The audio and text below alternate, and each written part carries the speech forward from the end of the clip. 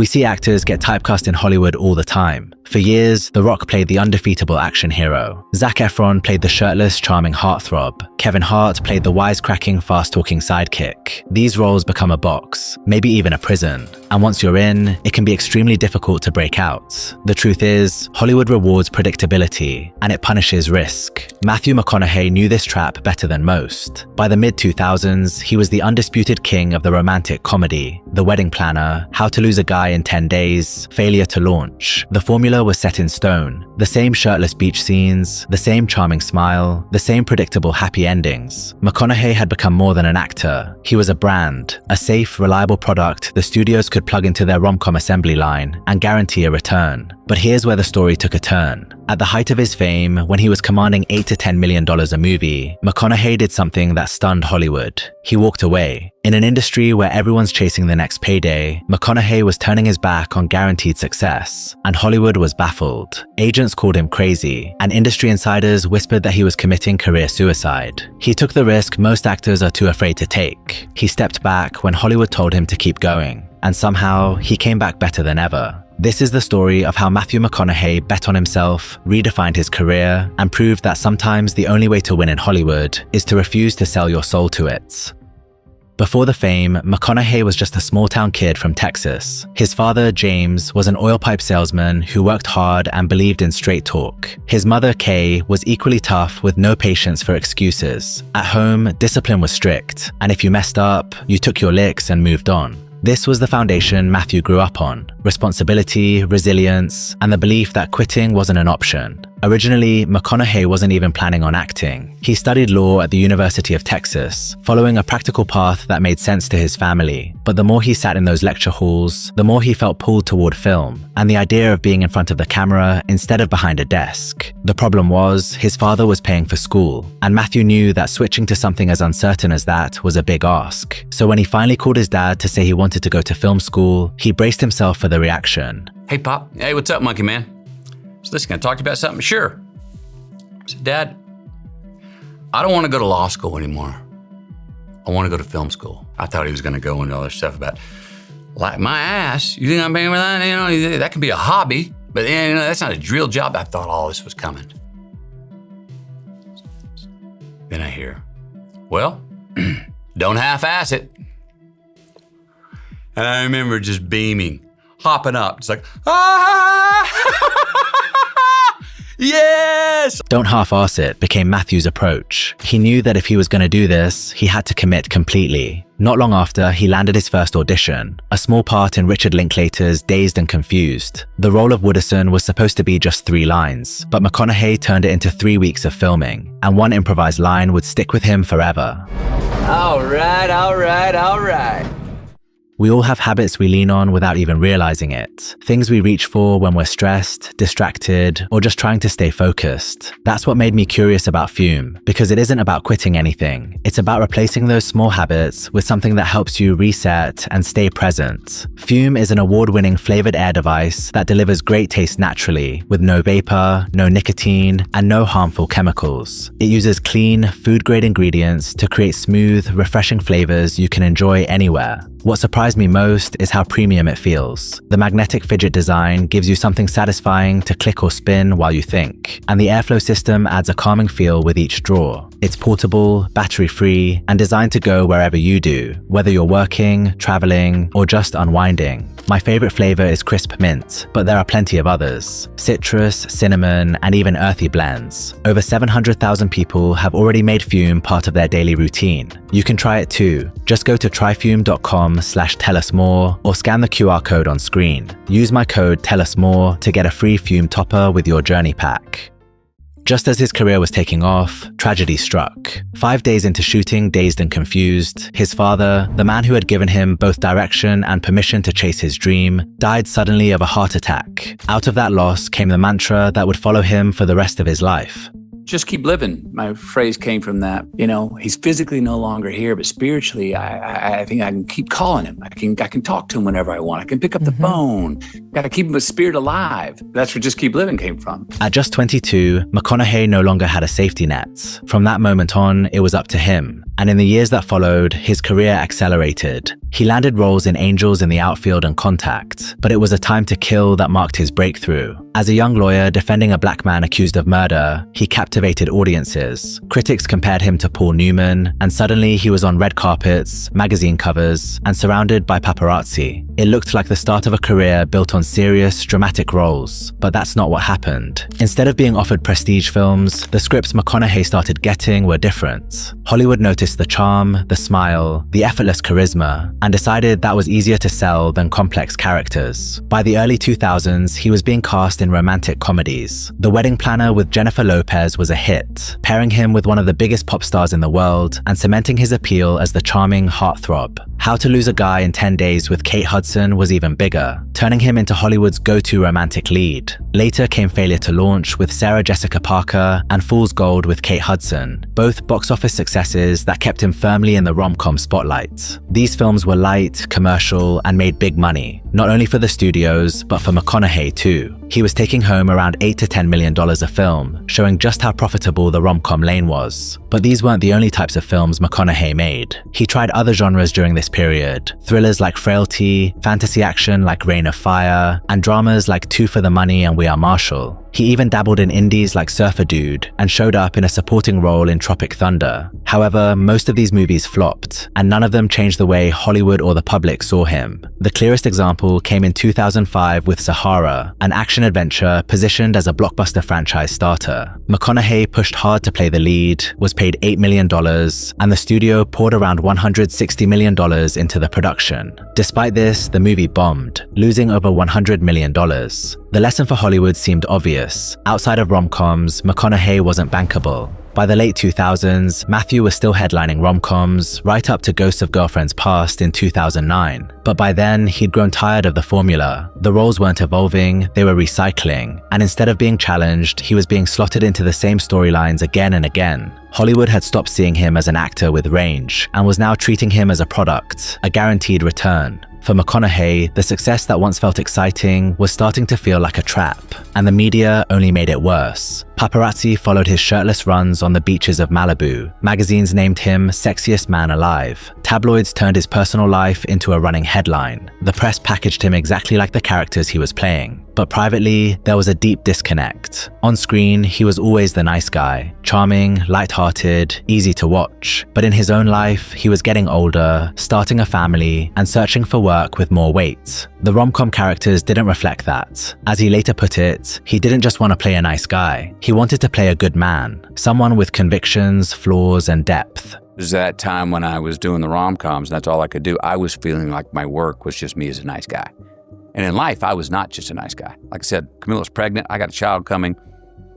I was feral with masculinity. And my work, maybe I was feeling a bit neutered. I'm a good guy and a good man in life, but I'm just a nice guy at work. Can I be roles that can be a good man? And that was dramas.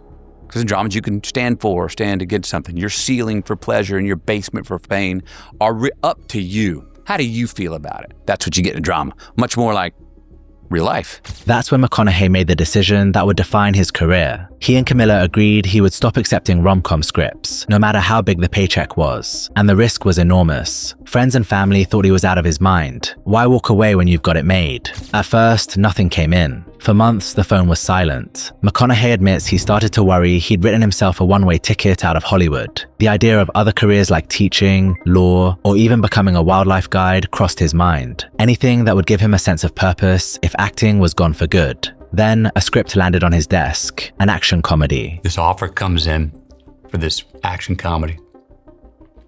$8 million offer. I read it and I said, no, thank you. That's the stuff I'm not doing. They come back with a $10 million offer. I'm not reading that again.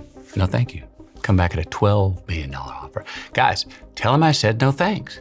Come back at a $14.5 million offer. Anyway, I ultimately said no. It couldn't have been easy to turn that down, but his refusal sent a message. Hollywood realized he wasn't bluffing, that McConaughey wasn't coming back unless it was for something real, and eventually the industry gave in. Almost 20 months after he stepped away, the right script finally landed, The Lincoln Lawyer. This was his first proper drama since walking away from rom-coms, and it was a big moment. The Lincoln Lawyer follows Mick Haller, a smooth-talking defense attorney who runs his practice out of the back of his Lincoln town car. When he takes on the case of a wealthy client accused of assault, he's drawn into a world of corruption and danger that forces him to question how far he's willing to go for a win. The movie wasn't a massive blockbuster, but it didn't need to be. What mattered was the performance. After years of cheesy rom-coms, Matthew was finally in a role with grit, and it reminded audiences and Hollywood that he still had it. That film cracked the door open. Suddenly, he was getting calls for projects that weren't about charm and happy endings. Killer Joe, Mud, Magic Mike. Each one was different, and each one pulled him further away from the rom-com box. And then came Dallas Buyers Club.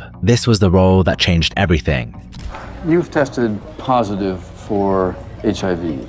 Dallas Buyers Club tells the story of Ron Woodruff, a Texas cowboy who's given a devastating AIDS diagnosis in the 1980s. With treatment options almost non-existent, he starts smuggling unapproved drugs across the border and building a network to help other patients survive. McConaughey lost nearly 50 pounds for the role and completely disappeared into the part. It was my responsibility. If I looked like I do now, playing Ron Woodruff in Dallas Buyers Club, you are out of the movie the first frame. Oh, bullshit. He's not stage 4 HIV.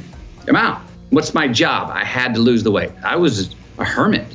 I stayed in. My wife made me the meals, and I studied and wrote and created the character. He delivered a performance so raw and vulnerable that audiences who only knew him from his rom-com days could hardly believe it was the same actor. And the gamble paid off. Dallas Buyers Club was a critical hit, and McConaughey won the Oscar for Best Actor. On stage, he gave one of the most memorable acceptance speeches of all time. So, to any of us, whatever those things are, whatever it is we look up to, whatever it is we look forward to, and whoever it is we're chasing, to that I say amen. To that I say, all right, all right, all right. And to that I say, just keep living, huh? Winning the Oscar would have been enough, but what came next turned his comeback into something bigger. True Detective. True Detective follows two detectives in Louisiana, Rust Cole, played by McConaughey, and Marty Hart, played by Woody Harrelson. Rust is dark, philosophical, and borderline nihilistic, while Marty is his opposite, blunt, impulsive, and ruled by his vices. You're a bad man. World needs bad men. We keep the other bad men from the door. Together, they track a ritualistic murder across 17 years, peeling back layers of corruption and religion. And the case ends up exposing just as much about them as it does about the killer. McConaughey was perfect for Rust Cole. He captured the intensity and haunted nature of the character perfectly. But at first, he was actually offered the role of Marty. They came to me first for the role of Marty that Woody played. All right, and I looked at it and I understood why they came to me for that, but I went back and I said, you know what, the guy I cannot wait to hear what comes out of his mouth is this rustic Cole guy. That's what pulled him toward Rust, and the decision paid off. People weren't just watching True Detective, they were dissecting it. Rust's monologues were clipped and shared online, written about in essays, and even pulled into college lectures. For a stretch, the character was everywhere, and it made McConaughey a cultural obsession. This is where people started using the word McConaissance. What he was doing wasn't just a comeback anymore. It was the gold standard for how to reinvent yourself in Hollywood. And then came Interstellar, Christopher Nolan's sci-fi epic about a near-future Earth running out of time. Humanity's only chance is a mission through a wormhole in search of a new world to call home. McConaughey played Cooper, a former pilot turned farmer who's recruited to lead the journey. But taking the job means leaving his daughter behind, not knowing if he'll ever see her again. You have no idea when you're coming back. No idea. Oh! It was the kind of role that asked for everything, the emotion of a parent and the bravery of a hero. The scene where Cooper breaks down watching decades of messages from his kids became one of the most talked about moments of McConaughey's career. Interstellar wasn't just well-liked, it became a phenomenon. It made over $700 million at the box office, and over time, it's grown into one of the most beloved films of its era. For a lot of people, it isn't just their favorite Nolan movie, it's their favorite movie, full stop. This was where the McConaissance peaked. In just a few years, Matthew had gone from being Hollywood's most typecast rom-com lead to winning an Oscar, dominating TV, and leading one of the biggest blockbusters of the decade. And what's wild is that Dallas Buyers Club, True Detective Season 1, and Interstellar all came out in the space of a single year. He even made a brief appearance in The Wolf of Wall Street during that time, which became iconic because of his chest-thumping scene. It was Leonardo's idea. Leonardo raised his hand. He goes, hang on a second. He goes, what's that thing you're doing before every take? And I told him what I just told you, to relax and get my voice down and everything. He goes, what if you did that in the scene? I was like, great.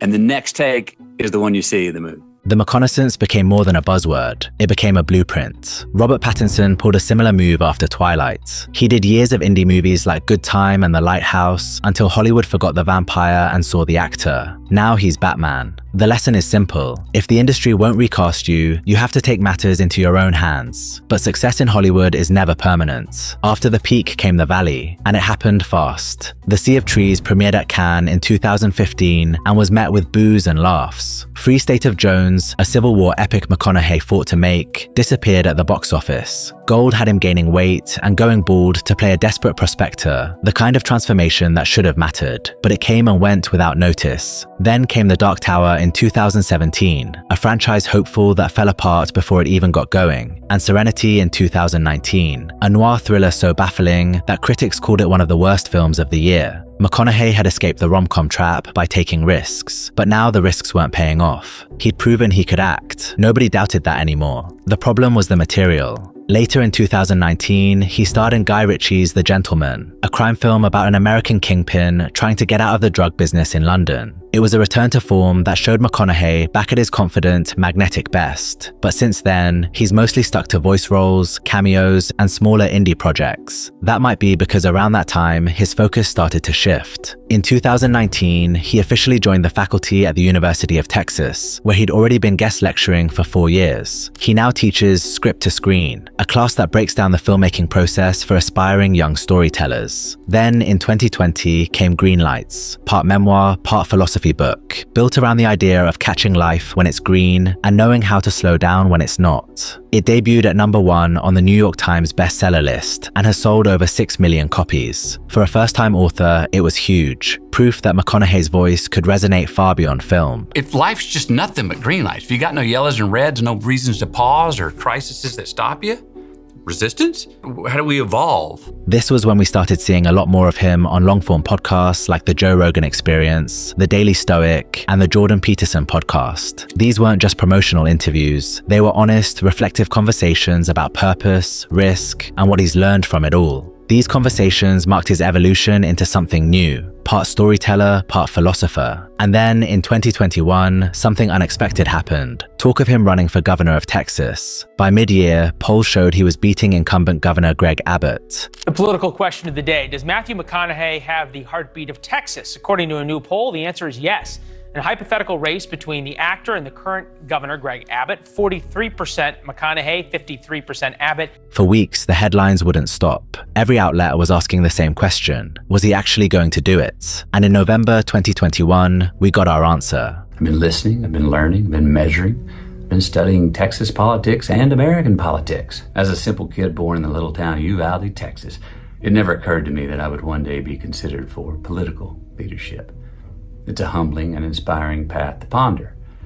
It is also a path that I'm choosing not to take at this moment. He said that instead, he plans to invest his money in entrepreneurs, businesses, and foundations that he believes are making the world a better place. Today, Matthew's life looks very different from what it was at the height of his fame. He's mostly stepped back from acting. In the last 5 years, he's only appeared in 4 films, 2 of them voice roles. These days, his focus seems to be on his family, on teaching, and on giving back where he can. He's still a professor at the University of Texas, and he's continued writing too, following Greenlights with the children's book Just Because, and more recently, Poems and Prayers, a collection of reflections and poetry about purpose and gratitude. He's no longer one of Hollywood's biggest stars, and that seems to suit him just fine. His story proves that sometimes, to get what you really want, you have to risk what you already have. He walked away from comfort, from fame, from a guaranteed $50 million, and it changed the course of his life and career. His biggest roles, Dallas Buyers Club, Interstellar, True Detective, are what people will remember. But what makes McConaughey's story worth telling isn't just the performances. It's that when most people would have folded, he had the balls to bet on himself, and won.